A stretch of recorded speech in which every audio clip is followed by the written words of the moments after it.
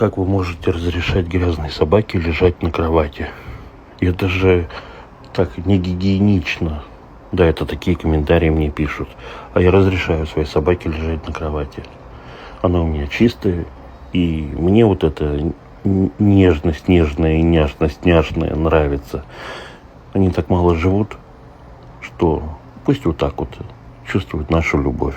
А если вы завели собаку и не разрешаете лежать на кровати, зачем вы тогда ее завели, если она у вас грязная?